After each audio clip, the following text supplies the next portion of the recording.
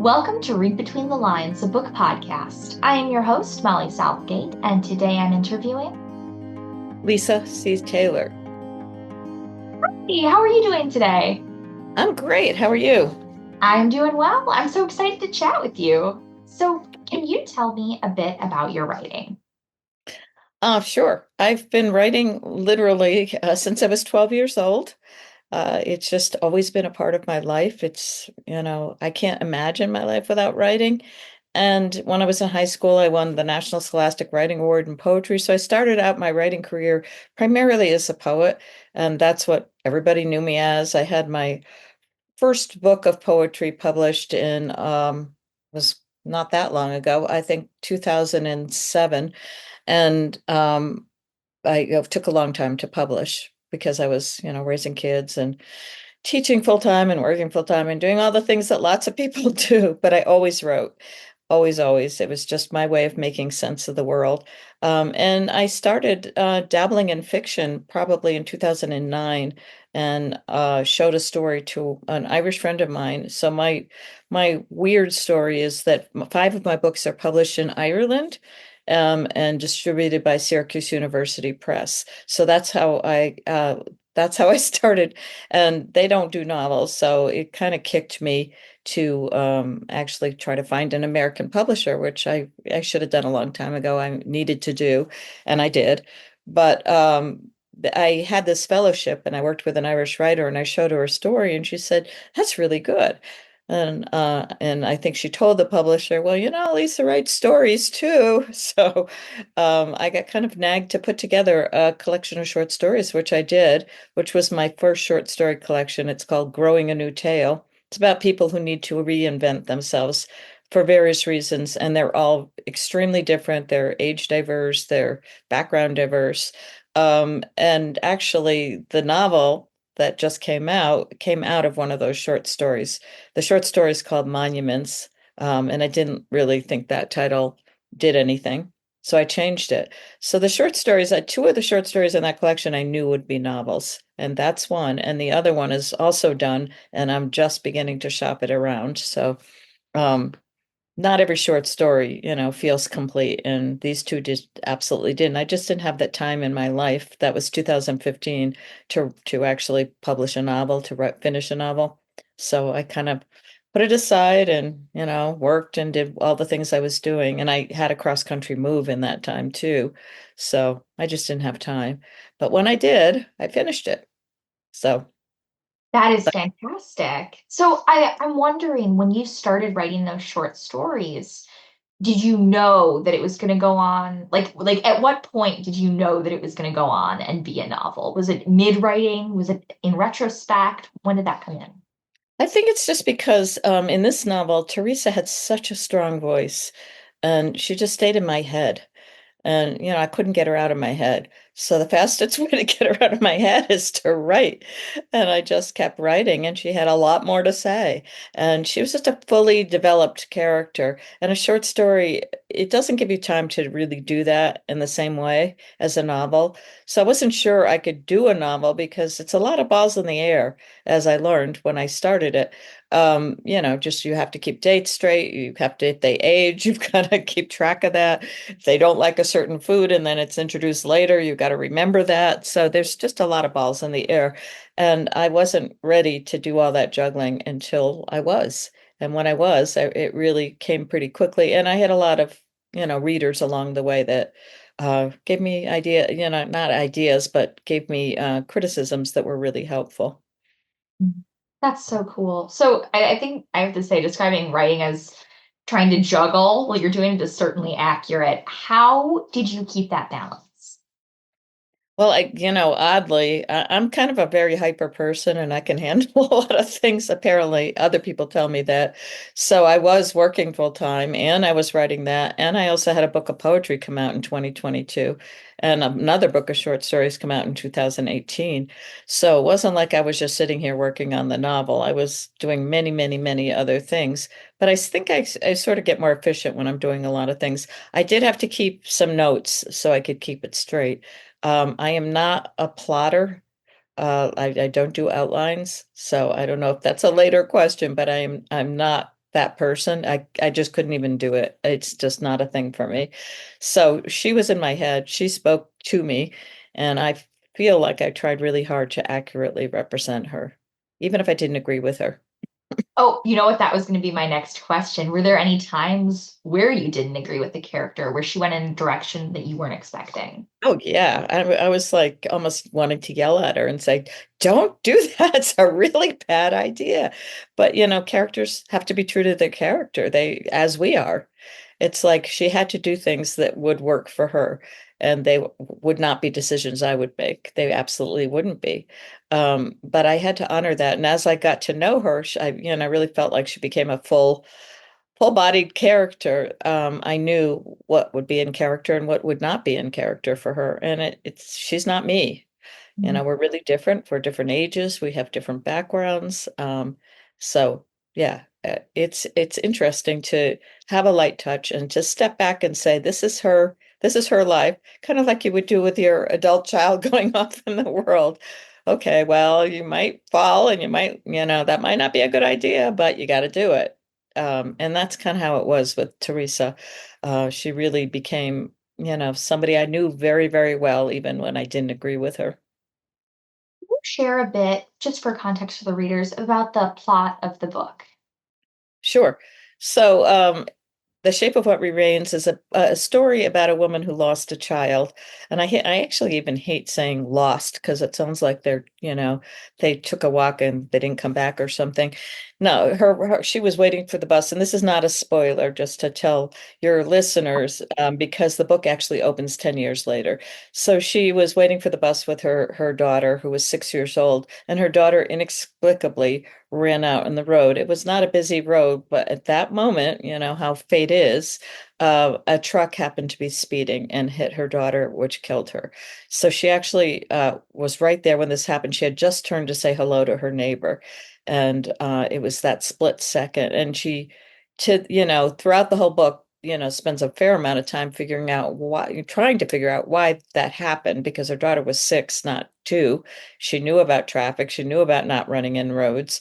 And she doesn't know whether she saw something. Was there a kitten in the road that she was trying to save? Or she doesn't know, and she never will know. And that's part of, the inexplicable issue, about an accidental death is that you don't know things and you run through your head, a million times. Could I have prevented? Maybe, if only if my husband was watching her that day, shouldn't I have driven her to school that day? All those things, which is also part of the process of grief. So the book is really about the process of grief because it opens 10 years later. Her husband is kind of, seemingly moved on. He's a professor. He works full time. He's very busy. He doesn't come home a lot. She suspects he's having an affair. She is pretty paralyzed. She did have work full time, but she's dwindled down to one class in a book group, and that's about all she can handle.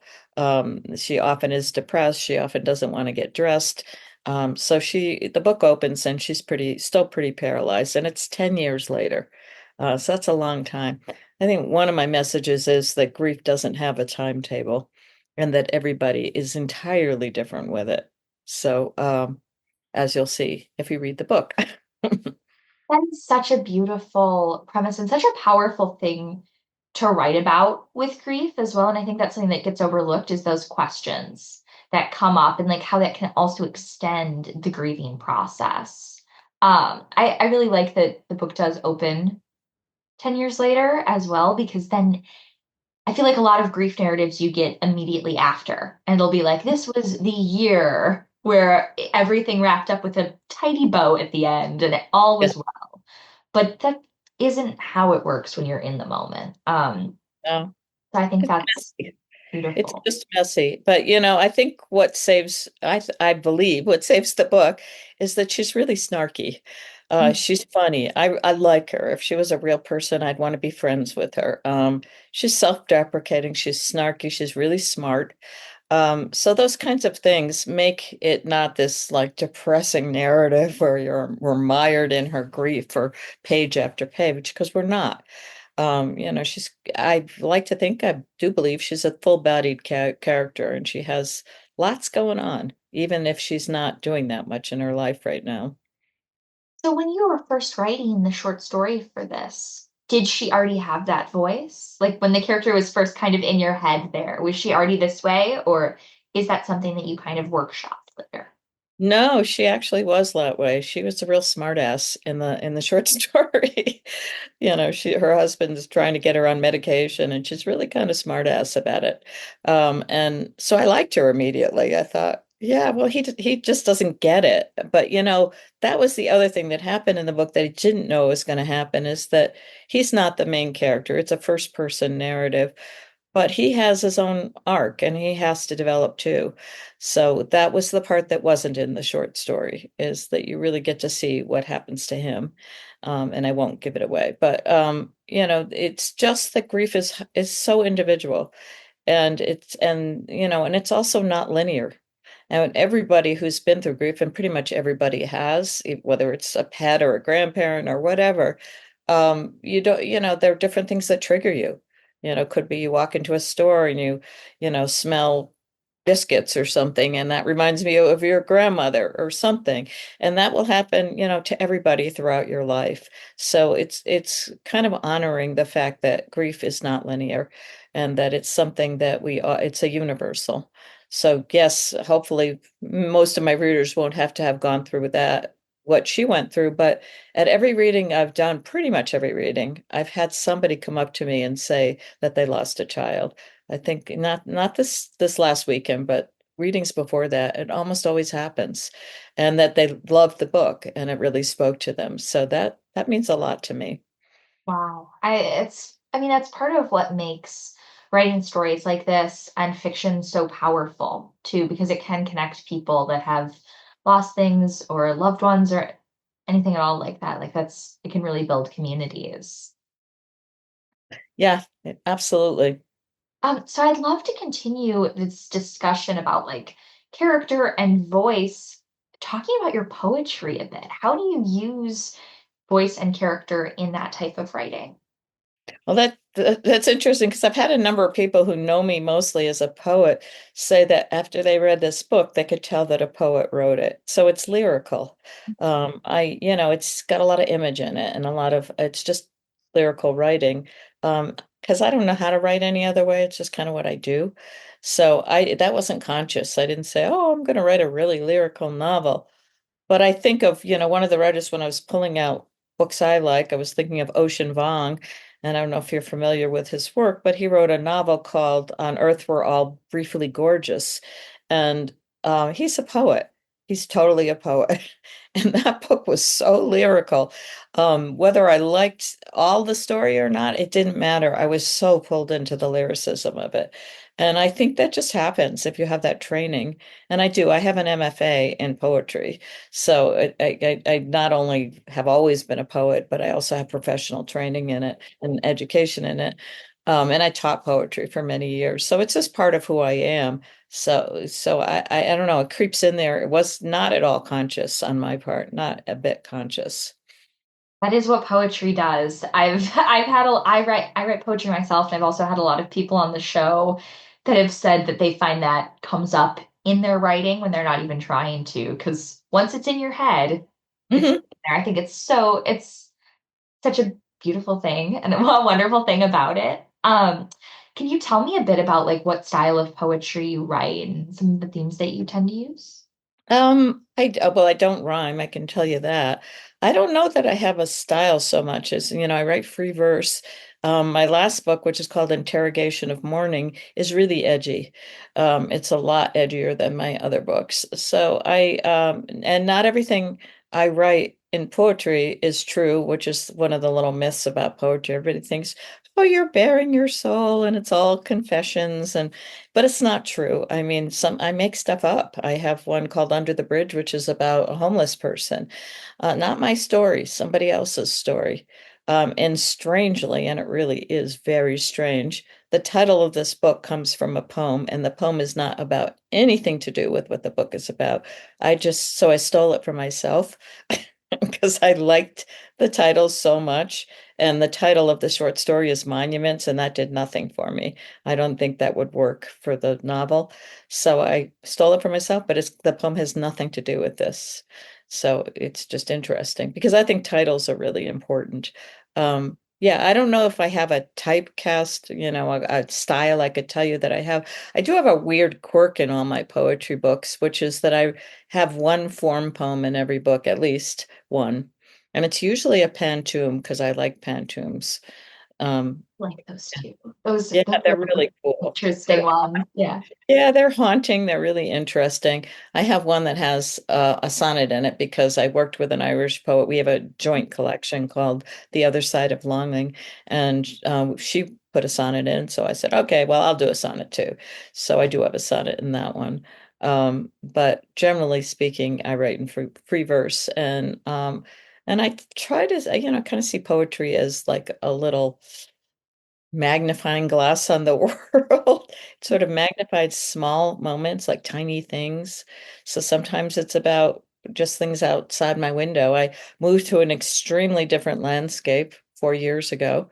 So I'm getting used to that landscape, and that's different for me. I'm a very coastal person. That's my passion. I love the coast. But we moved to the mountains, and I've been trying to love the mountains. It's a work in progress because I just love the coast so much. Yeah, of course. Well, hopefully there will be lots of poetry to guide you through finding your love of the mountains.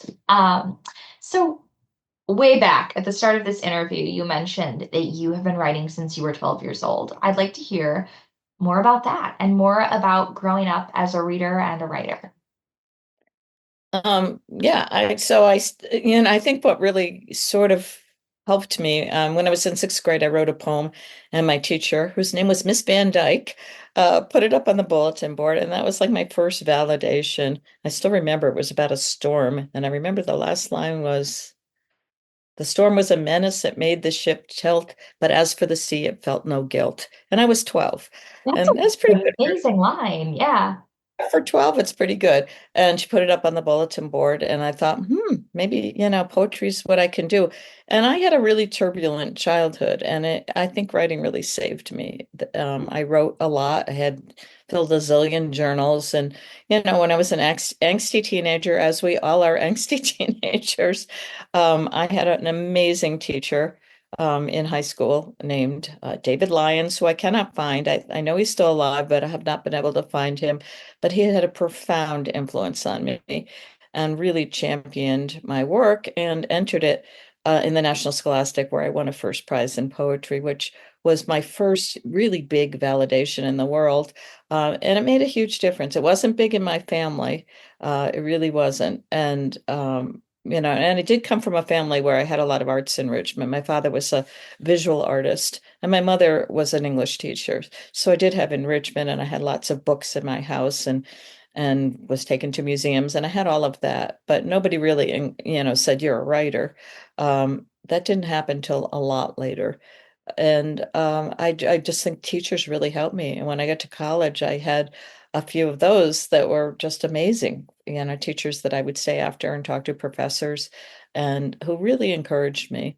And but I didn't even think at all about, well, I could make a living at this, or I could write books, or none of that was on my wavelength. In fact, I went and got a master's degree in counseling and had a 18-year career as a counselor therapist. And that played into this book because I didn't really think that I still had that in me. It's been a long time since I did that because, I've been teaching writing for a long time, and it came back. It's like I said, oh, I remember about this. And I actually did a grieving group with a social worker because we had a lot of kids who had lost parents that I was working with. And I learned from her. She had a lot more experience with grief than I did. And so, you never know what things in your life will come back when you need them.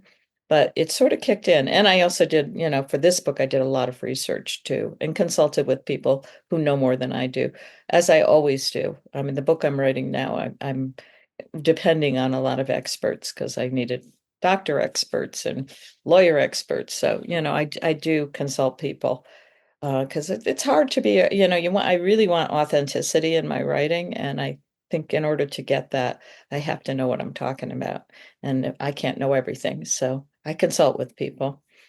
What did that research process and consultation process look like for this book? The research. Yeah, so I researched organizations that help parents that lose children, and I found Compassionate Friends, which turned out to be a really lucky thing to find. They're an organization that absolutely that's what they exist for. They only they that's what they do. They have support groups all over the nation. I think they're international, specifically for parents who have lost children, and it can be any age child. Could be a miscarriage all the way to grown children. Often it is grown children. It could be an overdose, it could be, illness, whatever. Strangely, and it really is strange, 3 years into writing this book seriously, saying, I know it's a novel, I know I'm going to finish it. My next door neighbor at the time, her young daughter, who's the same age as Serena, the little girl who dies, got diagnosed with neuroblastoma, which is a type of brain tumor, and she ultimately did not survive. I was in the middle of my research and I was able to help her mother by directing her to Compassionate Friends, which really turned out to be a terrific thing for her. It really helped her. And we're still in touch, and I have a dedication to her and her daughter in the book, and I'm sure she will come to my readings, one of at least one of my readings when I'm local, because I will be traveling cross country, and I will go back to my old hometown and read there. And I'm sure she'll come. She came to my last reading when I had a book of poetry. So it really did help her. And she's, for her, it's 8 years later, and she has landed on her feet. But just a weird thing, So I think it's life imitates art, you know, it really does. But, grief is universal. Everybody experiences it. And even if they may not experience something as horrific as losing a child, which I can't imagine. I have two children and this is it's not my story. I wrote it, but it is not my story. I think it's good, though. I know a lot of I mean, probably the most common writing advice is like, write what you know. And I think people misinterpret it a lot to think like you have to say only your experiences.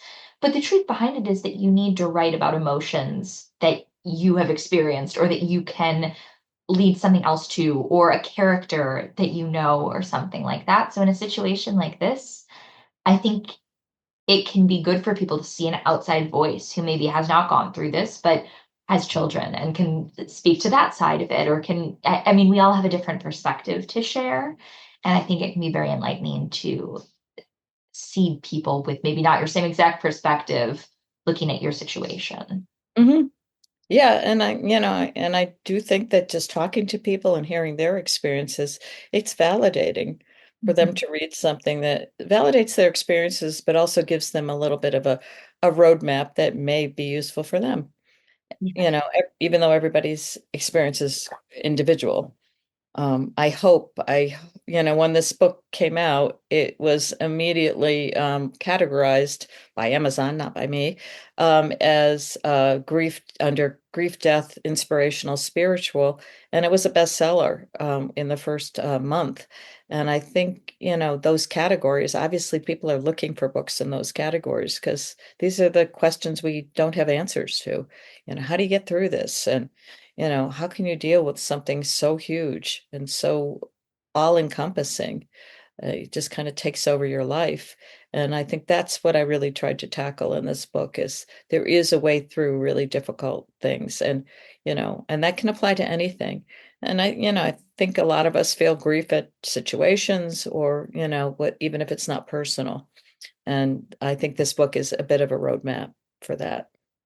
absolutely. And even if it's not a grief that is personal, it can also have you develop empathy towards others who may be going through similar situations or things like that, and be able to provide resources like you were able to with your neighbor when. Yeah. Yeah, absolutely. So, totally different question tonally than what we were just talking about, but I'd like to hear more about your reading habits. Can you tell me about your favorite book? That was, yeah, that's a really hard question. My favorite book of all times, and it's bizarre, is Ulysses by James Joyce. I was born on Bloomsday, which is the June 16th. It's the day that Ulysses takes place. The entire giant book takes place on one day, and it happens to be my birthday. So maybe I was sort of born to this. But and a lot of people say, well, it's such a hard book, and I love it. I absolutely love it. I probably read it, I'd say 12 times anyway. Every couple of years, I pick it up and tackle it again. It was so groundbreaking in so many ways, and I'm a huge fan of Ireland and James Joyce and a lot of Irish writers because I have contemporary Irish writers I could mention that I was going to mention, like Claire Keegan and Colin McCann, who I adore both of those writers. Um, but that book has just impacted my life. It was the monologue from Molly Bloom was nobody had ever done anything like that before. Stream of consciousness in a woman's head. Nobody done that. So it really was groundbreaking, and it told me that you can break the rules. And if there are any writers watching, I mean, that's what I say. And I say to my students, it's kind of that mantra of you should learn the rules of good writing, but then break them. It's kind of like people who jam, with music. They learn how to read music or they learn how music works, but then they experiment because the best stuff comes out of experimentation. So learn the rules, break the rules. And I didn't make that up, someone else did, but I think it's really true and it's something I live by. But I love that book. It's in my library and I do go back to it. But I read a lot. So my reading habits, I probably read at least 2 books a week, sometimes more. And when I travel, I read a ton. I mean, that's just what I do. So reading and writing, and I do travel a fair amount when I can. I just got back from New Mexico. I'll be leaving on the book tour on April 13th, and I'll be gone for 6 weeks. So I'm used to living on the road. I can do it. And I depend upon the kindness of people I know. So a lot of people offer places for me to stay, which is really, really lovely. I was really lucky. I stayed with a friend in New Mexico, so that was fun. But yeah, so I'm a reader. I've always been a reader, and I remember the first thing I would do in a school is make friends with the librarian because she's my person. And even in elementary school, I can remember that because I was kind of a weirdo kid, as are a lot of writers and readers. I was too. Yeah. So I wasn't like, I wasn't going to be like a cheerleader. That wasn't going to happen. So I made friends with the librarian and I would often get passes during free time to go to the library and I would read everything. And my parents didn't censor. To their credit, they really were very free thinking. My father was, they were very, bohemian. My father was kind of a beatnik type. He wore a beret, had a pierced ear, and wore black turtlenecks. And loved jazz music and loved going to Harlem to jazz clubs. So they were kind of ahead of their time. They were very contemporary and they never censored anything. They had a pretty big library and I got a hold of things I absolutely shouldn't have gotten hold of at different ages. They didn't have a lot of, really horrible stuff, but I did read things that were very disturbing at a young age. And they never censored anything. I can remember getting a library card and my mother would take me to the library. I could pick out anything I wanted. If I went into the adult section, fine. If you think you can read it, go for it. And sometimes I didn't understand it, but I would try. And she didn't usually suggest anything. She just let me go wild, which was great. So I've always read, 2 or 3 books a week. I'm a very fast reader, so that helps. I What are think you currently reading right now? If I can ask, if you're mid book. what am I reading right now? I'm reading I can't remember the name of it. It's by Maeve Binchy. I have made myself read uh happier things right now. This is Yeah. a multi-generational story about a woman who inherits a house or buys a house in Ireland, and I'm very taken with Irish writers. Um, I love Claire Keegan. Claire Keegan's kind of amazing because she does what most writers can't do, and she distills. She's like the poet of fiction, you know. I just thought of that meant, but she really is. So I pulled out uh Small Things Like These, which is just a fabulous book by Claire Keegan. So she's an Irish writer, but her books are, tiny, tiny, and they're incredibly distilled and understated. And I love it. So you have to read between the lines. And how cool is that, right? Gosh, Uh, that's the whole point of this podcast. That's exactly. perfect. So she's the queen of that. I really admire her ability to say so much with so little. I mean, that book really never gives away a lot, and you think about it long after you finish it. It's just wonderful. I have liked everything that she's written, and I also like Colin McCann, 13 Ways of Looking. Um, I had pulled that one out too. So 13 Ways of Looking, they're short stories, and I actually like it so much that I reference it in The Shape of What Remains because she's in a book group. And I have her mother-in-law recommend the story Treaty, which was a story that blew me away, absolutely blew me away. And it's actually based on a true event. He was doing a reading in New Haven, Connecticut, and he saw a woman being attacked and he intervened. So even though the story is not about anything to do with that, he explains that it stimulated the story. It's about a woman who actually sees her attacker on TV from decades before. She's a nun, and this guy, brutally attacked her, and he's now become some kind of a, I don't even remember, some kind of an activist or something. And he's on TV, and she makes a decision that I won't give away. But wonderful, wonderful book. I have liked absolutely everything he writes, and I think in my writer life, I want to be Colin McCann because he ardently researches and adds so much authenticity. There's such a range of what he writes, and everything he writes makes you believe you're actually there and that he's an expert on it. He's just an amazing writer. I think he's a genius. So yes, I read pretty much everything that comes out. He has a new book that is coming out that I'm sure I'll procure while I'm in Ireland. I'm going to be in Ireland in May for 12 days. So I'm sure I'll get his latest book. And not that you can't get it here. I mean, I think he lives in New York now, but he's amazing, really amazing. So yeah, and I'm always open to new writers. And my husband reminded me this morning, he said, "Well, what about How to Build a Boat by Elaine Feeney? You loved that book." And I did. And I don't know that a lot of people know that book, but I loved it. And, so it changes all the time, you know. There are so little time, so many writers. Yes, I feel like it's the central reader condition, right? We always want to be reading everything at all moments. Well, those were all fantastic recommendations. Thank you. I'm gonna go read those. And thank you so much for coming on the show today. I just had an excellent time chatting with you. Thank you very much for having me. I just have one more question, and that is, what do you have coming up? Well, thank you for asking that. So I have a new book and it's done. And it's a new novel and it's called Visible Wounds. Which it may not be called it when somebody buys it because they have the right to change the title, but that's what it's called now. And it is again based on a short story from the collection Growing a New Tale.